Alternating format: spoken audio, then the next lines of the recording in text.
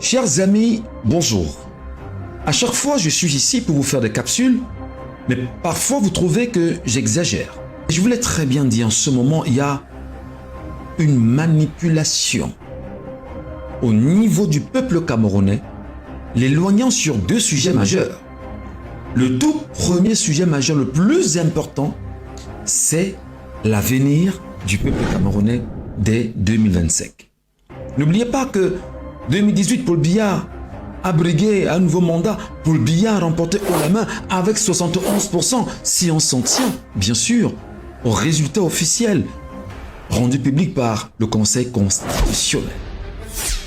Alors 2025 arrive, les Camerounais ignorent qu'en ce moment, le 31 août 2023, les inscriptions sur les listes électorales seront définitivement closes pour l'année 2023. Il va falloir attendre janvier 2024. Alors, qu'est-ce qu'on fait lorsqu'on a septembre, octobre, novembre, décembre, 4 mois, 120 jours, être incapable de s'inscrire sur une liste électorale? Deuxième chose, il y a la question du Niger. En ce moment, au Niger, tous les regards africains sont rivés vers le Niger, vers le Mali, vers le Burkina Faso, et les autorités de ces pays font trembler la France. La France, sachant effectivement qu'elle a encore des colonies qui lui sont acquises avec des suppôts français à la tête de ces colonies, qu'est-ce que fait la France? Il faut donc se servir de l'optimum de chaque peuple pour au maximum le distraire. Et au Cameroun, on vient de trouver l'astuce. Le football. Et parlant du football, voici la toute dernière sortie de Jérémy Sorandita. Vous et moi, nous sommes au courant de l'actualité. On a eu tout récemment le communiqué de la CAF. Et je peux vous rassurer ici que, en tant que Camerounais, personne ne peut être content que le Cameroun soit indexé ainsi. Parce que on parlait du président de la Fédération camerounaise. Personne ne peut se réjouir. Le second, c'est la décision du TAS.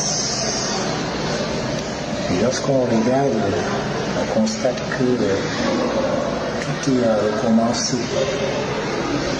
Je pense que la solution serait que tous les acteurs de football s'asseyent autour d'une table et essayent de trouver des solutions. Je pense que des solutions, et maintenant, s'il faut prendre le leadership, nous au Sinafop, nous sommes disposés à jouer ce rôle. Alors, vous avez écouté Jérémy Sorandita, comme nous aussi. Mais seulement, vous êtes loin d'imaginer l'impact que c'est en train de produire en ce moment. Jérémy Sorandita, tout de suite, j'ai commencé à lire des commentaires depuis ce matin, comme quoi, allez là, les gars qui sont dans l'aire géographique de l'Ouest Cameroun veulent déjà avoir la Fédération camerounaise de football. Voilà comment ça commence. Et on va de fil à aiguille entretenir le tribalisme dans l'affaire. Vous serez un peu plus que divisé et vous serez davantage éloigné de la question du Niger et des élections qui approchent pour 2025. Et vous n'allez pas vous inscrire sur les listes électorales en 2023. Raison pour laquelle, lorsque Elekam va revenir vous donner les chiffres des personnes inscrites sur les listes électorales, Elekam vous dira qu'on a eu 6 millions ou 7 millions d'inscrits. Ne perdez pas de vue qu'il a fallu que Maurice Kamto réveille les Camerounais il y a pratiquement 1 an et demi pour qu'ils comprennent que le RDPC avait commencé à faire savoir aux gens que le RDPC avait déjà acquis à sa cause 4 millions d'inscrits. Alors dites-vous, si Elekam vient nous dire qu'on a eu 6 millions d'inscrits et que le RDPC seul a déjà 4 millions d'inscrits, les 2 millions d'inscrits, ce sera pour qui? Sans voir les abstentions le jour des votes. Les amis, je vous le dis tout le temps. Si vous ne faites pas la politique va vous faire, et au pire des cas, la politique va vous broyer. Vous devriez vous réveiller. Vous devriez prendre conscience. Vous devez quitter le football. Je ne fais que vous le dire. Parce que le football n'a jamais développé un pays. Je dis bien jamais développé un pays. Le football n'est qu'une distraction. Le football n'est qu'une grosse manipulation. Ce qui est grave, c'est qu'en dehors de la sortie de Jérémy Sorandita, il y a eu la sortie des présidents de clubs qui sont désormais affiliés à la Ligue professionnelle de football du Cameroun et qui sont derrière Pierre Semengue.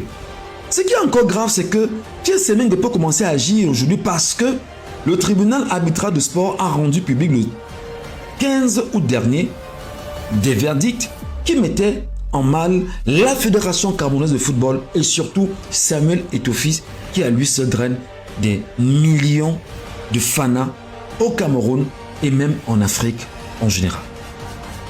Comment parler au peuple camerounais pour qu'il prenne conscience? Comment vous demander de vous réveiller? Les amis, prenez conscience, ouvrez les yeux, allumez vos cerveaux parce que 2025, c'est maintenant. Michel Ngachou vous parle du Cameroun sur le plan de l'élection qui est à l'horizon et vous demande d'aller massivement vous faire enrôler sur les listes électoraux parce que c'est le seul document qui vous permet de participer au suffrage universel si jamais elle est convoquée avant 2025. Et elle s'ouvre chaque année du 1er janvier au 31 août. Nous sommes à quelques jours du 31 août. Il n'est pas question que vous vous laissez berner par toutes les distractions qui se passent dans le football, mais également avec la crise nigérienne.